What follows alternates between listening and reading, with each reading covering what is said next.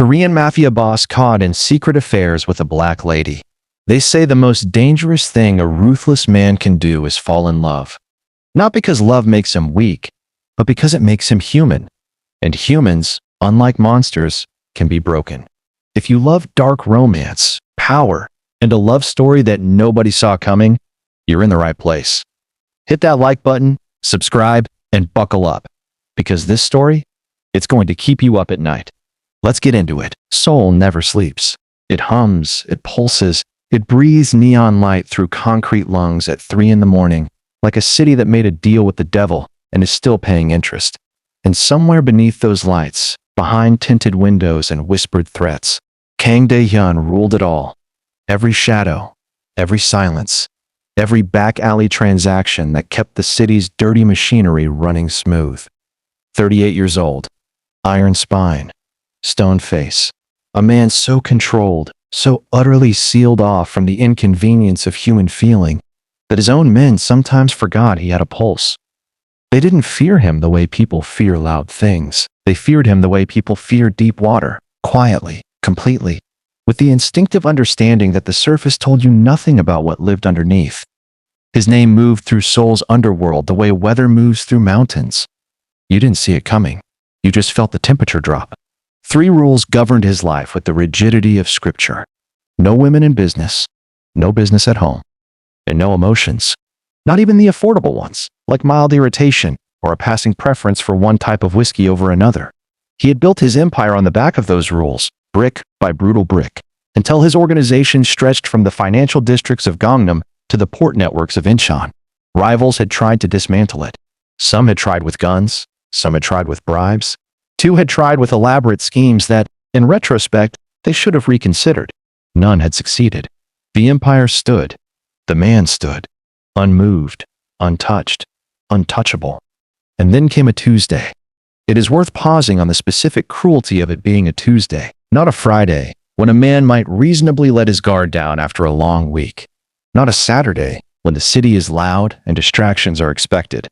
A Tuesday, a thoroughly unremarkable midweek, nothing special Tuesday that had the absolute audacity to change everything. The Velvet Crane Hotel glittered above its surroundings like a jewel that knew it was expensive and wanted you to know too. Kang slipped through the back entrance at 9:47 p.m. Collar up, jaw set, bodyguards flanking him with the silent choreography of long practice. He was there to finalize a $7 million arrangement with a Singaporean smuggler, a man who traded in rare materials, asked no questions, and charged aggressively for both. A clean, cold, professional evening. In, deal. Out. That was the plan. Jong-soo, his head bodyguard, a mountain of a man with the emotional range of a parking garage, stayed precisely 2 steps behind as they moved through the hotel's marble corridors. The bar was a brief detour, a holding position while the smuggler settled his nerves in a private booth. Kang did not frequent bars. He did not drink publicly, did not socialize unnecessarily, did not linger anywhere that cameras might catch him looking human. He was not supposed to stop. He stopped. She was sitting at the far end of the bar, and she was doing the one thing nobody in that gleaming, performance-heavy room was doing. Absolutely nothing for anyone's benefit but her own. No phone, no performance, no scanning the room to calculate who was watching. She had a glass of red wine she hadn't touched, a hardcover book open in her lap, and an expression of such complete, serene indifference to the spectacle around her that she might as well have been sitting in a library. Burgundy silk, natural hair pinned loosely, the kind of beauty that doesn't announce itself. It simply is, the way mountains simply are, indifferent to whether you've noticed. Kang Dae-hyun, a man who had maintained eye contact with armed men without flinching, found himself unable to look away from a woman reading a book. Jong-soo materialized at his elbow. "Boss, the Singaporean is ready." Kang said nothing. "Sir, the deal. Cancel the Singaporean." The silence that followed was the sound of Jong-soo's understanding of reality quietly restructuring itself. $7 million. Cancelled. Because of a woman at a bar who hadn't even looked up. Jong-soo opened his mouth, thought better of it, closed it again. He was paid to follow orders, not to understand them. He stepped away and made the call. And somewhere across Seoul, a very confused Singaporean smuggler received the most expensive brush-off of his professional career. Kang straightened his jacket, moved toward the bar, sat 2 stools away, close enough to speak, far enough to retreat. A man used to controlling every room he entered, now doing something he hadn't done in nearly a decade, introducing himself like a person. She looked up from the book, unhurried, unimpressed, and with the kind of calm that only belongs to people who genuinely cannot be intimidated. She tilted her head slightly and said, "You've been staring. It's a little dramatic, don't you think?" Kang Dae-hyun blinked. In the entire history of his adult life, nobody had called him dramatic and lived to consider it a casual remark. Her name was Amara. And by the time he left that bar at midnight, the Singaporean deal dead, $7 million dissolved into the Seoul night air. He had already broken all 3 of his rules and hadn't even noticed, which, if you think about it, is perhaps the most terrifying thing that ever happened to him. Not the rivals, not the guns, not the years of violence and silence. A woman with an untouched glass of wine and a book she was actually reading. That was what finally cracked Kang Dae-hyun open. And in the underworld, when something cracks, everything eventually pours out. 3 weeks is not a long time. In the criminal underworld, 3 weeks is barely enough to arrange a meeting, let alone dismantle a man's entire psychological infrastructure. And yet, in precisely 22 days, Amara had done what no rival faction, no government investigation, and no armed ambush had ever managed to do. She had made Kang Dae-hyun uncomfortable. Not the productive kind of uncomfortable, the kind that sharpens a man, keeps him alert, reminds him that danger is always 3 seconds away. No, this was the other kind. The warm kind. The kind that creeps up behind you while you're trying to conduct serious criminal business and taps you on the shoulder and says, "You're smiling again." Which was a problem, because Kang Dae-hyun's smiling during a meeting was the organizational equivalent of a fire alarm. Everyone noticed, nobody knew what to do, and the general atmosphere suggested that something had gone terribly wrong. It had started simply enough. After the bar, he'd arranged a second meeting. Professionally, he told himself. Deliberately, he told himself. She was interesting, he told himself. The way an unusual weapon is interesting. Worth studying. Nothing more. He had Jong-soo quietly confirm her hotel reservation extended another week, had a bottle of wine, the same label she'd left untouched at the bar, sent to her room anonymously, and then sat in his car outside the Velvet Crane for 45 minutes, telling himself he was reviewing security logistics. Jong-soo sat in the driver's seat and said absolutely nothing, which was the most deafening thing he had ever done. The dinner happened on a Wednesday. A restaurant that existed in that specific tier of exclusivity where there was no menu. The chef simply decided what you deserved to eat, and you were grateful. Amara arrived exactly on time, which already put her in rare company. She looked at the restaurant, looked at Kang, and said, "Is this the part where you try to impress me? Is it working?" he asked. "The lighting is nice," she said. "The effort is transparent." He had never, not once in his adult life, been spoken to like this by someone who wasn't about to be significantly punished for it. And the maddening thing, the truly destabilizing thing, was that he didn't want to punish her at all. He wanted to hear what she said next. He leaned forward slightly, almost imperceptibly, the way a man leans toward a flame he knows is hot, but reaches for anyway. She was from Lagos originally, moved to London at 19 for university, art history of all things, which she delivered like a challenge, watching to see if he'd dismiss it. He didn't. She'd built her career as an international art curator, traveling between galleries in Paris, New York, and Seoul, authenticating works, acquiring pieces for collectors whose names she didn't share, and he didn't ask. She had opinions about everything: architecture, economics, the inexcusable decline of proper tailoring and modern menswear, and delivered each one with the kind of quiet certainty that suggested she had thought carefully and arrived at conclusions she was perfectly willing to defend. She was, Kang realized with slowly dawning horror, the most interesting person he had spoken to in years. "You're very quiet," she observed, midway through the third course. "I'm listening," he said. "Men like you usually talk over people." "Men like me," he repeated. She looked at him directly. "Powerful men. Men who've spent so long being obeyed that they've forgotten how to absorb information that doesn't come in the form of a report. The silence stretched between them like a wire pulled tight. Then he said, "You're not wrong." She picked up her fork. "I know." He was absolutely, completely, catastrophically finished, and he knew it right then. But knowing a thing and being able to stop it are two very different negotiations, and Kang was losing this one without a single shot being fired. The meetings continued. Private. Rotating locations.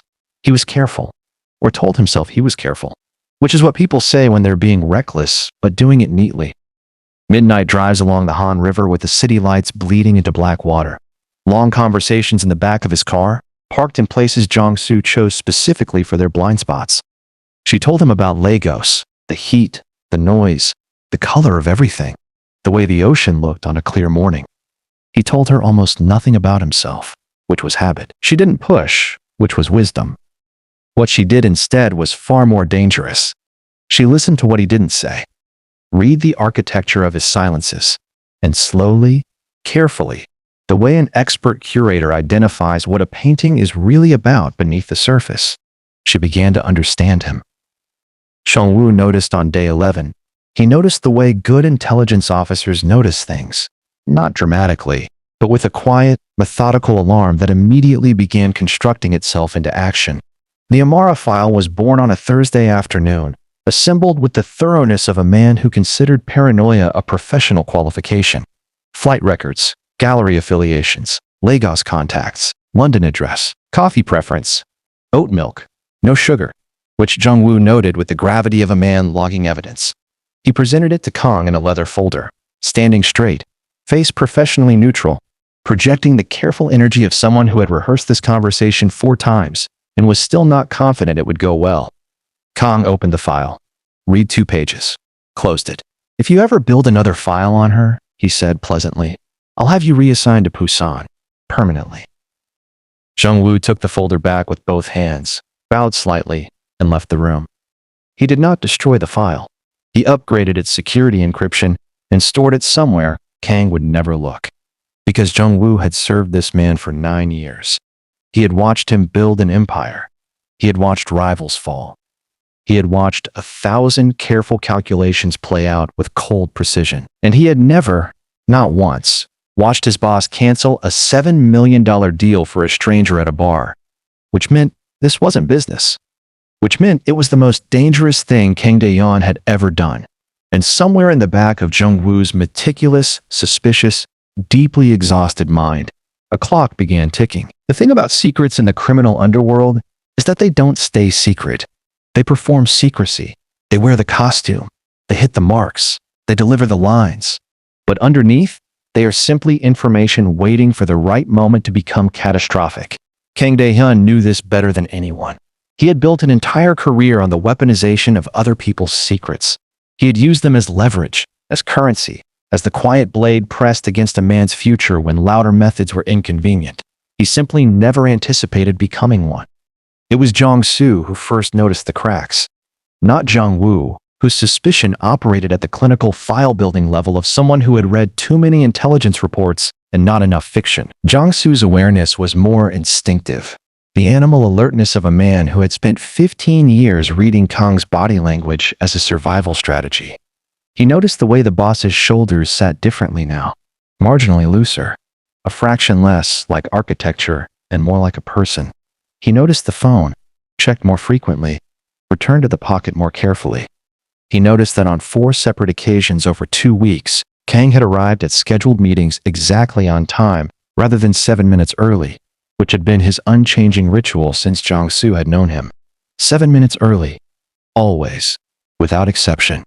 The man treated punctuality like a moral position. 4 times. On time. Jong-soo filed this information in the part of his brain labeled unprecedented and said nothing. Because Jong-soo had the professional wisdom to understand that some observations are best kept between yourself and God. It was the restaurant that broke the illusion completely. Not a criminal restaurant. Not one of the carefully anonymous establishments where deals were conducted behind frosted glass and the waitstaff were paid generously to develop selective hearing. This one was public. Quietly upscale, yes. But public in the way that public means visible. and visible in the way that visible means problematic when you are the head of Seoul's most powerful criminal organization dining with a woman none of your associates can account for. Byun-soo, one of the mid-level lieutenants with ambitions that considerably exceeded his wisdom, happened to be at the restaurant for an entirely unrelated engagement. He saw Kang. He saw Amara. He watched for approximately 3 minutes, long enough to observe that his boss was leaning forward across a table, which Byun-soo had never once witnessed, and that the woman across from him was laughing at something Kang had apparently said, which struck Byun-soo as borderline mythological. Kang Dae-hyun did not make people laugh. Kang Dae-hyun made people compliant. Byun-soo left the restaurant, got into his car, and made 3 phone calls in quick succession. This was, as it turned out, the single worst decision of his career, and Byun-soo had made some impressively bad decisions, including the time he tried to skim percentages from a shipment and blamed the discrepancy on rain. By morning, the whisper had moved. Whispers in the underworld travel with the efficiency of things that know they are valuable.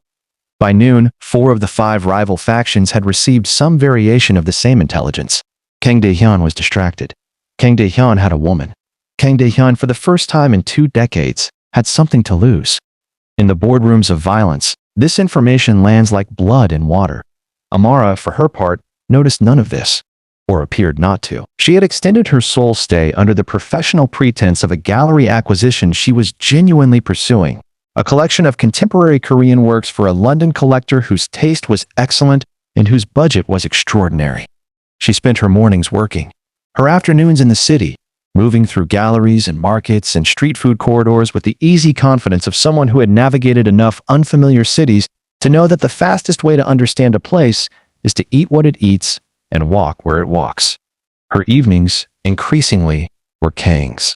She had started to notice things about him that she suspected nobody else had been permitted to see.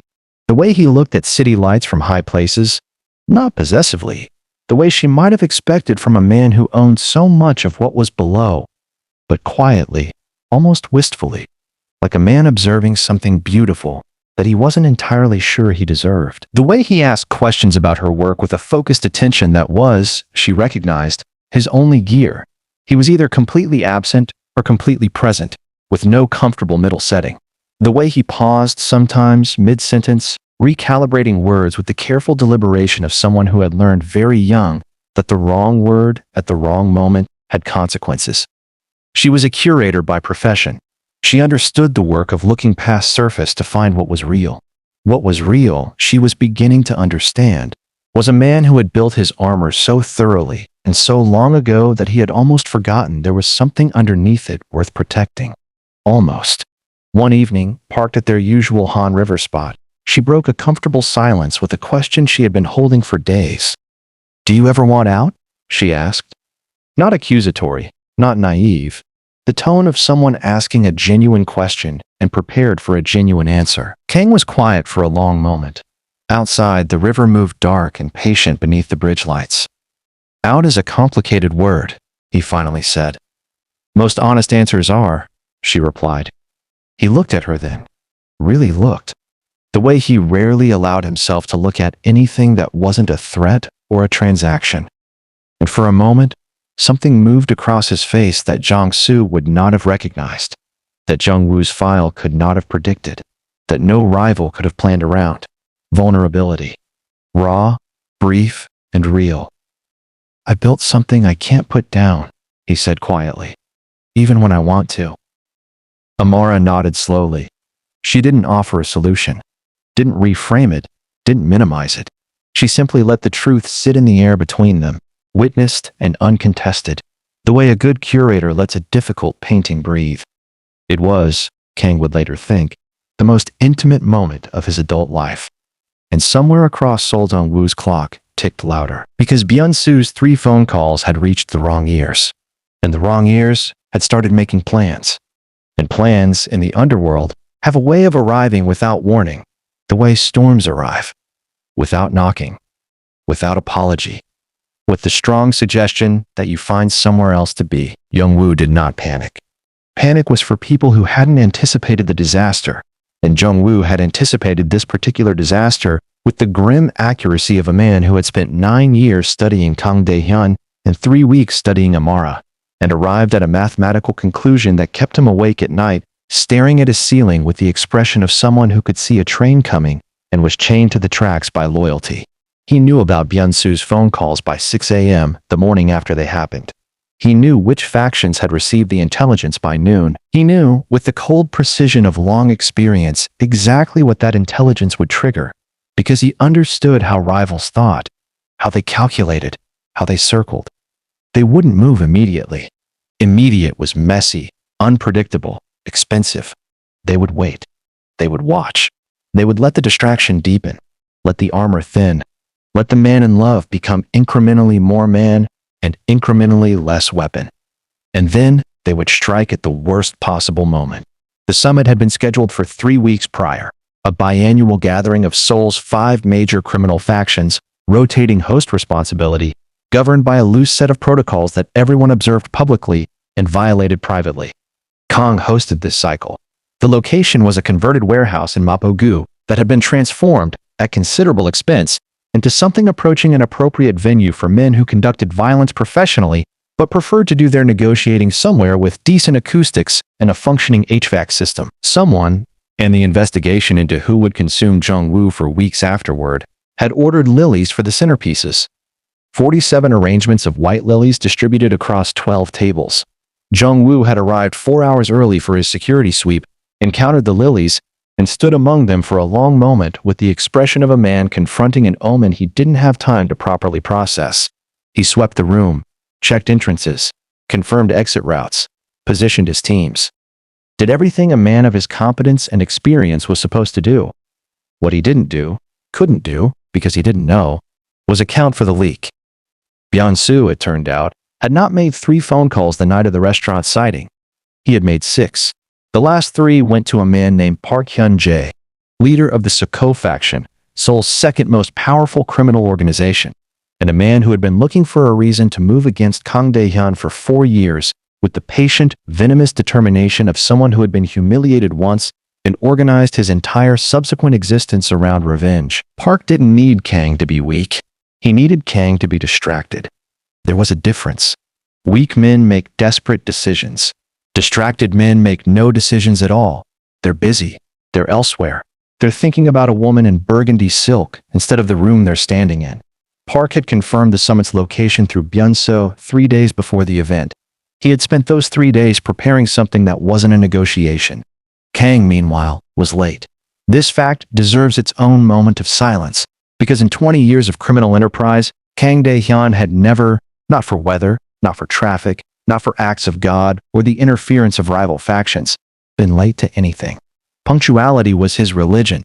7 minutes early, its only commandment. The men already assembled in the warehouse had been briefed on many things, but tardiness from their host was so far outside the operational parameters of reality that it produced a specific, collective unease.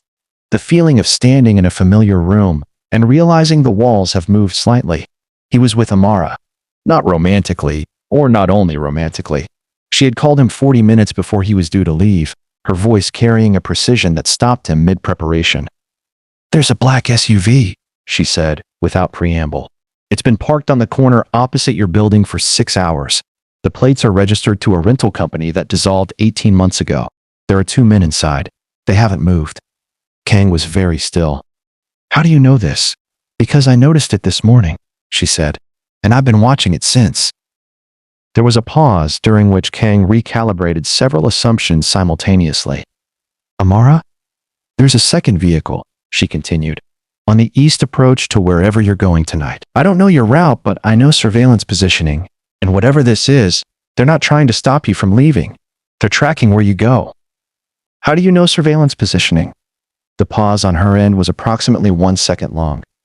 "I grew up in Lagos," she said, "and I've worked in enough politically complicated countries to know what professional watchers look like." It was not a complete answer. Kang noted this with the part of his brain that never stopped cataloging. He filed it. He would return to it. But right now, he had a summit to attend, and a woman who had just handed him intelligence his entire security apparatus had missed, and the intersection of those 2 facts was producing a feeling he couldn't immediately name. He arrived 20 minutes late with Amara beside him, and the room went so quiet so fast that the silence had texture. She stood in gold. shoulders back, eyes moving, not nervously, but professionally. The way eyes move when they are reading a room for information rather than approval. Jung-woo, from his position near the east wall, watched her watch the room and felt something shift in his assessment. He had built a file on this woman. He thought he understood the variables. He was beginning to suspect he had undercounted them significantly. Then the first window exploded inward, and the lilies went everywhere, and the room became something else entirely. The Suko faction hit all 4 entry points simultaneously. 8 men, coordinated, professional, the kind of violence that had been rehearsed. Tables overturned. Weapons appeared from jackets, from waistbands, from the architectural dishonesty of men who had come to a negotiation carrying things that weren't for negotiating. Kang's security responded, Jong-soo moving with the reliable ferocity of a man who had been waiting his entire adult life for exactly this kind of emergency. And the warehouse became a cacophony of controlled chaos. And in the middle of it all, Jung-woo turned toward Amara. Because the math was simple, the location was leaked. She was new. She was unknown. She was the variable that didn't belong in the equation. And in Jung-woo's 9 years of professional suspicion, the variable that didn't belong was always the answer.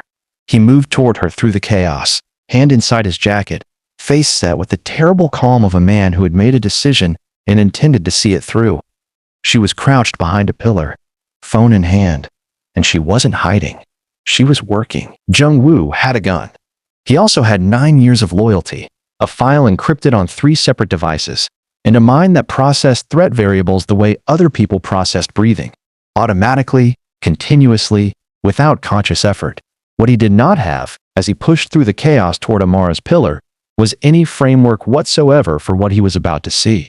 She was on the phone, not cowering, not screaming, not doing any of the reasonable human things a person does when a warehouse full of professional criminals erupts into armed conflict around them. She was crouched with the practiced efficiency of someone who had found the optimal position between cover and sightline. Phone pressed to her ear, speaking in clipped, precise sentences that cut clean through the noise. East exit is compromised. 3 men, 2 armed with automatics, 1 covering the door. North corridor is clear as of 40 seconds ago, but that changes. You need the roof access on the west side. Second door. It opens outward. Tell your team now. Jung-woo stopped. She wasn't calling for help. She was giving it, directing Kang's security team through the building's blind spots with the calm authority of someone reading from a map she had apparently memorized at some point between arriving in a gold dress and the first window exploding. She had a mental layout of the warehouse. She knew which exits were compromised. She knew the position of the attacking force with a specificity that suggested she had not merely noticed the black SUV outside Kang's building this morning. She had been tracking this for longer than this morning. Jung-woo's hand came out of his jacket empty. She lowered the phone, looked up at him, and in her eyes was not fear, not guilt, not the performed innocence of someone caught doing something wrong. There was assessment. Cool, precise, almost clinical. She was reading him the same way he had spent 3 weeks trying to read her, and from the expression on her face, she was doing it considerably faster. You built a file on me, she said. Her voice was perfectly level. Gunfire cracked somewhere to the left, and neither of them flinched. The encryption was good. The methodology was thorough. Paragraph 3 had a factual error about my Lagos departure date. I left in March, not February. Jung-woo stared at her. You're going to want to move, she added, nodding past his shoulder. The man coming up behind you is Syoko, not yours. Jung-woo moved. Fast, trained, automatic.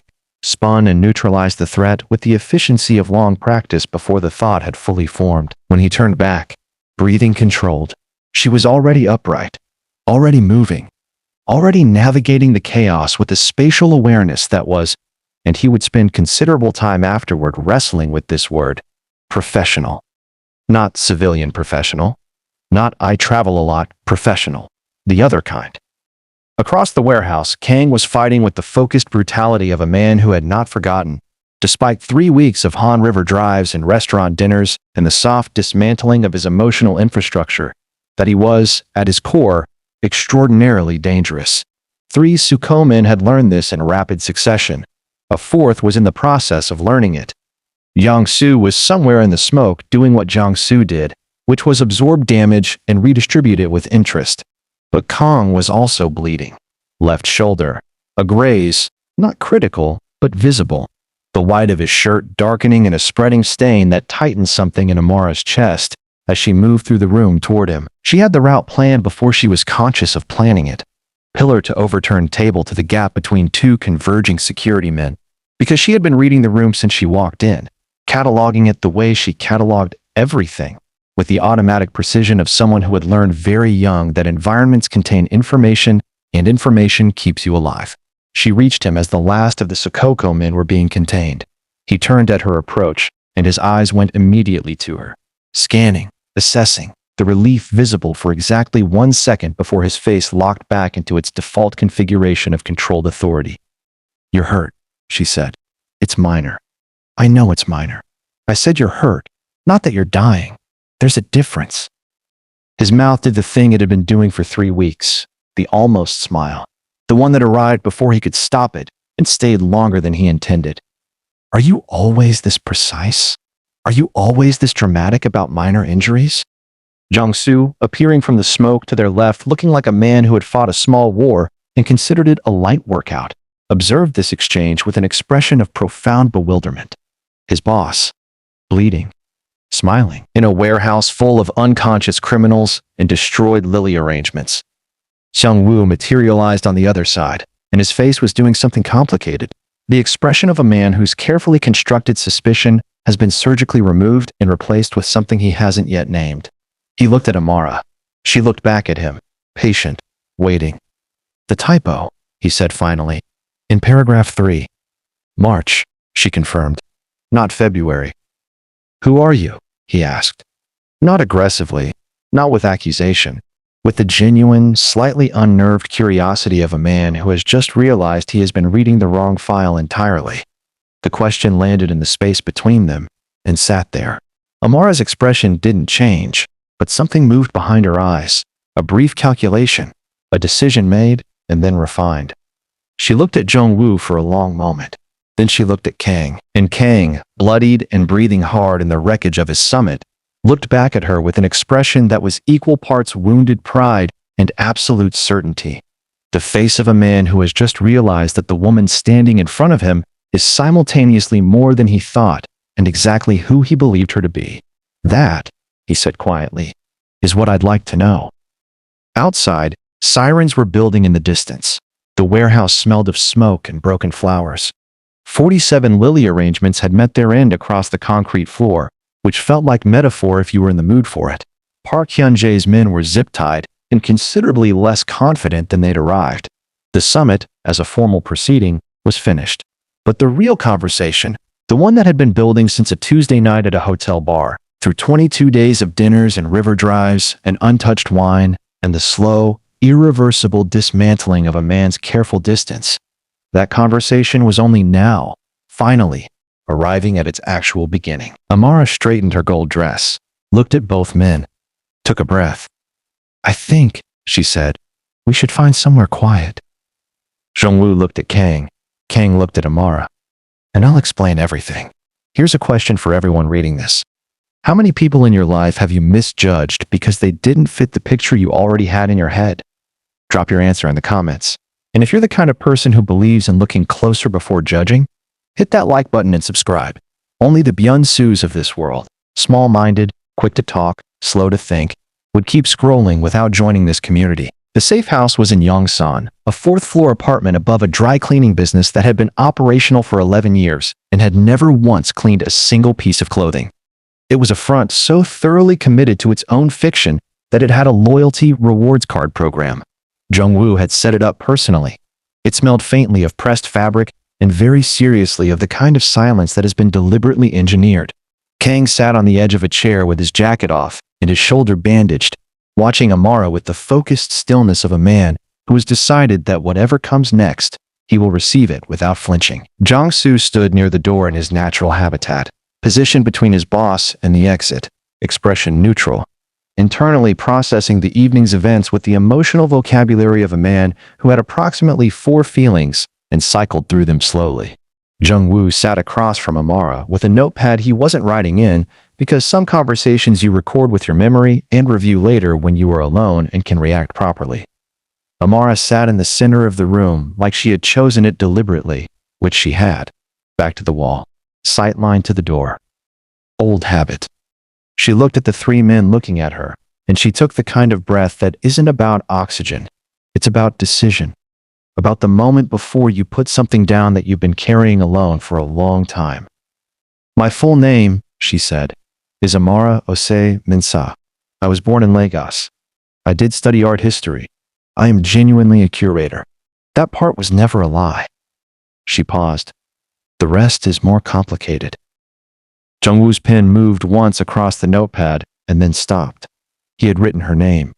Old reflex. I work for an independent intelligence consultancy, she continued. We're contracted by governments, by private institutions, occasionally by organizations that prefer not to be named. We assess threats. We monitor movements. We provide intelligence that prevents things, conflicts, financial crimes, certain kinds of violence, before they become irreversible. The room was very quiet.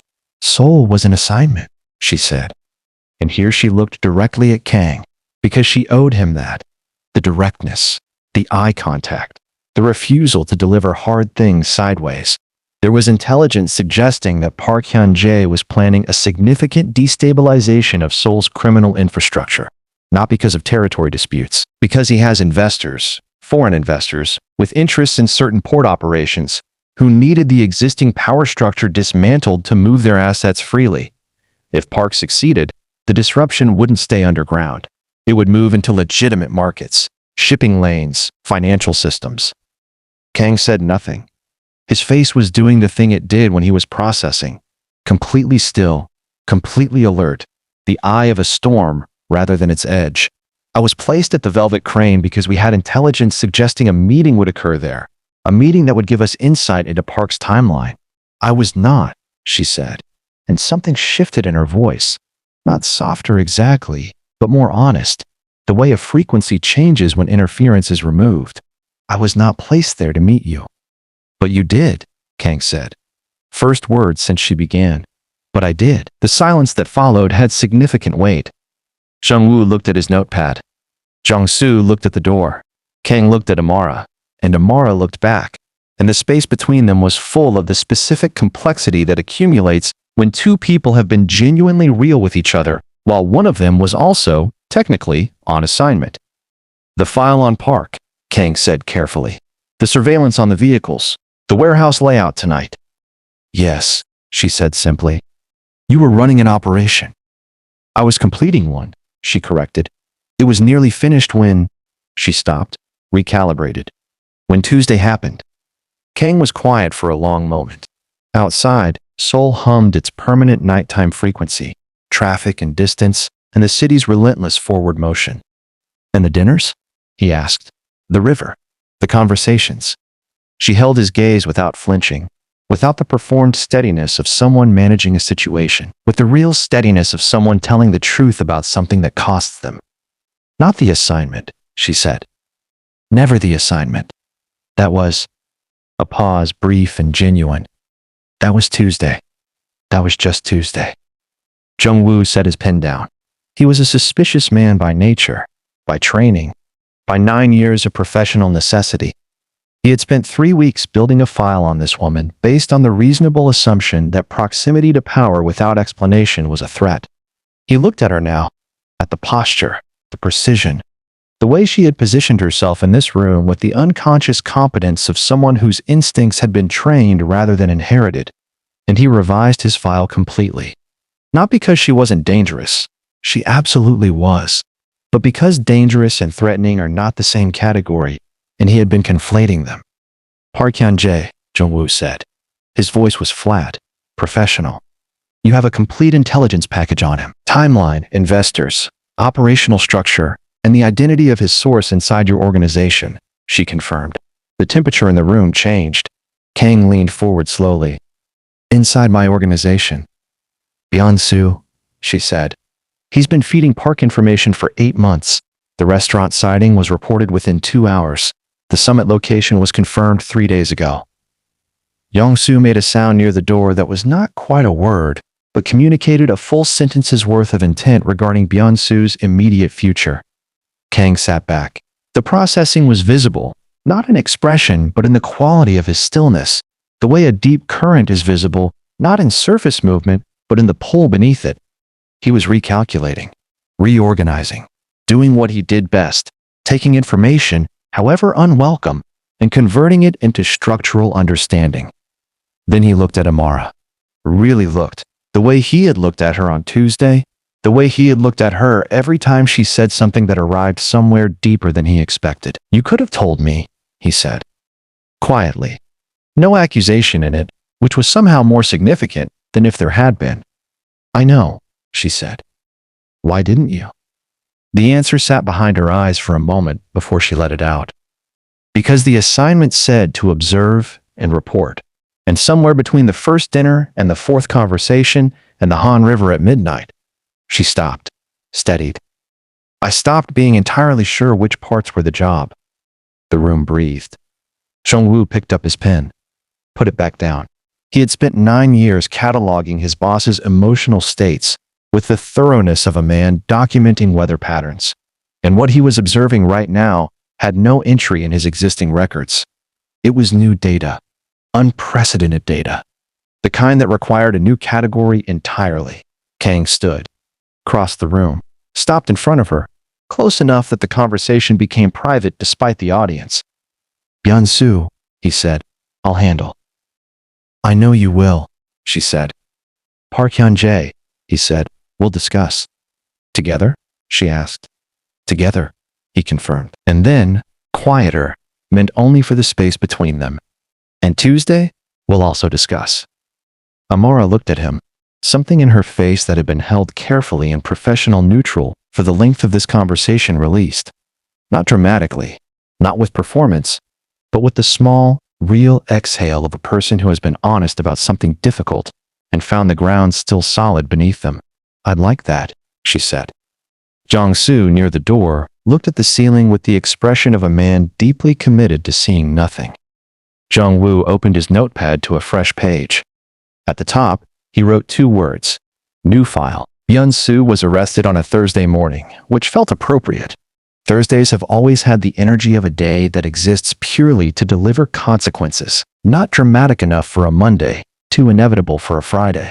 He was picked up outside a convenience store in Mapo-gu, holding a triangle kimbap he never got to finish, by 2 of Jung-woo's men who materialized on either side of him with the quiet efficiency of people who had rehearsed this exact moment and found the reality satisfying. He didn't run. Running requires the belief that escape is possible, and Byung-soo, in the specific, clarifying terror of that Thursday morning, understood completely that it was not.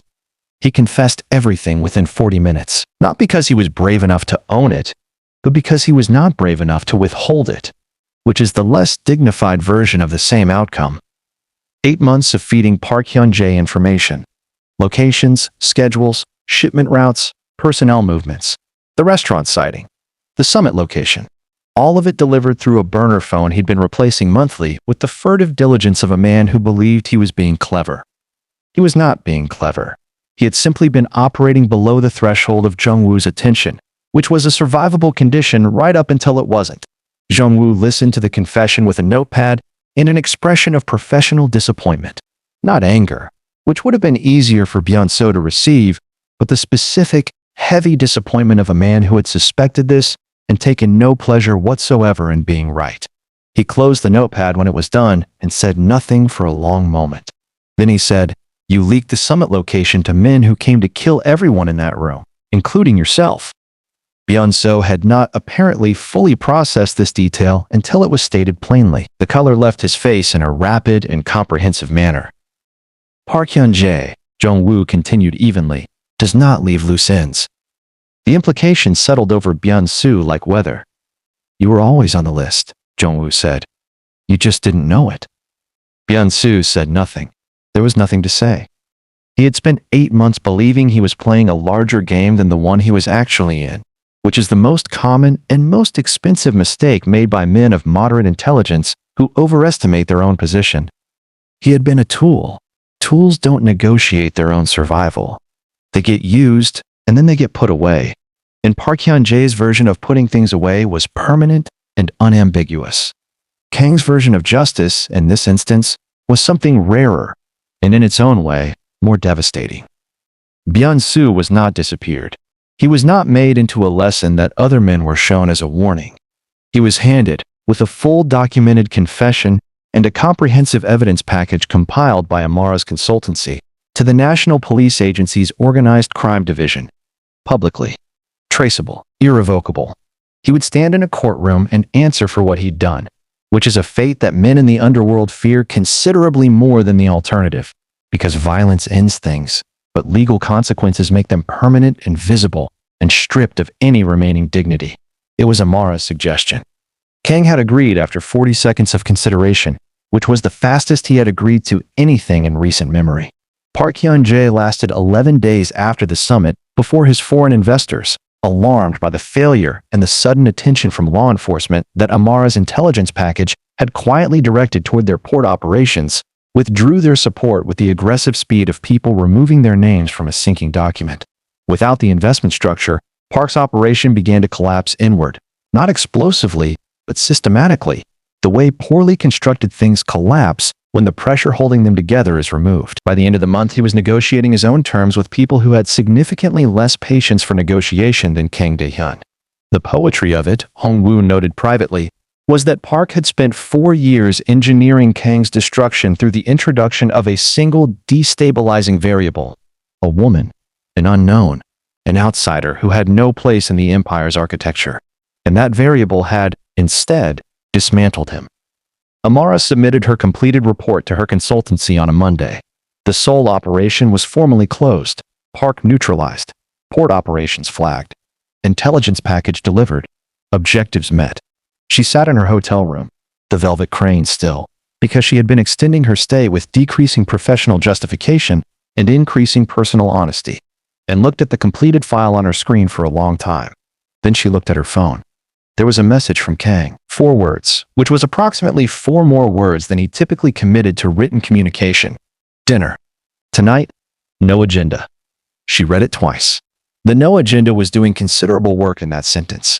It was, from a man who had conducted every human interaction of his adult life as a form of strategic negotiation, the closest thing to vulnerability she had ever received in 11 words or fewer. She typed back 2 words. Same restaurant? His response was immediate. Different one. Better lighting. She laughed. Actually laughed. The real kind. Unguarded. The kind that arrives before you can decide whether to allow it. She put the phone down and looked out the window at Seoul, at its relentless neon, and its moving lights, and its layered, complicated, beautiful noise. She had come here for an assignment. She was leaving. Eventually, not tonight, not this week, with something she had not budgeted for and could not file in any report. Dinner was in a restaurant that existed at the intersection of exceptional food and complete privacy. The kind of place where the staff understood discretion as a core professional competency rather than an optional extra. They sat across from each other in the specific comfort of 2 people who have moved past the performance of early meetings into the rarer, quieter territory of genuine ease. Kang poured wine, hers first, then his own. A small gesture so natural it was clearly unconscious. She noticed. She noticed everything. It was occupational. But this she noticed with a warmth that was entirely personal. Your consultancy, he said. You'll have another assignment. Eventually, she said. Seoul isn't a permanent posting. No, she agreed. He looked at his glass, the careful man, the controlled man. The man who had built 20 years of empire on the refusal to want things that could be taken away, looked at his glass and then looked at her and said, I've been thinking about out. She was still. The word you said was complicated. It's less complicated than I made it, he said. Things usually are. A pause. I built something I can't put down overnight, but I've been putting it down piece by piece for longer than I admitted. Shong-woo runs more than he lets on. Jong-soo is more capable than his expression suggests. The infrastructure. He stopped, reorganized. I'm not walking away from it tonight, but I'm walking towards something. And I'd like to know if the direction is... Yes, she said. He looked up. Whatever the question was going to be, she said. Yes. The almost smile arrived, and this time, he didn't stop it. It became, for the first time in as long as either of them could accurately remember, the real version. Full, unguarded. The face of a man who has put something down and found that his hands, unexpectedly, are free. Jung-soo, waiting outside in the car, received no updates for 2 hours and 40 minutes. He spent them listening to the radio and deciding he was happy for his boss, which was an emotion he had not previously accessed but found, upon arrival, to be entirely tolerable. Jung-woo, in the Yongsan safe house, opened a new file. At the top, he wrote a title, with the rare precision of a man documenting something true. He looked at it for a moment. Then he closed the laptop, turned off the light, and went home. The file was titled, Not a Threat. And in soul, layered, complicated, beautiful soul.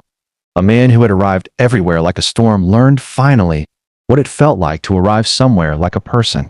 Quietly, without agenda, with the simple, staggering weight of wanting to stay. Some secrets, it turns out, don't destroy empires. Some of them build something better. And that, as they say in the underworld, and occasionally in art galleries in Lagos and London and everywhere in between, is where the real story begins. If you made it to the end of this story, you already know you're not like everyone else. You stayed.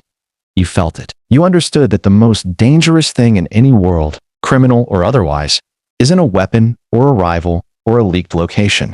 It's a person who sees you clearly and chooses to stay anyway. Hit that like button if this story moved you. Subscribe if you want more stories that keep you up at night for all the right reasons. And drop a comment below, because the Byung-soos of this world are counting on your silence. Don't give it to them.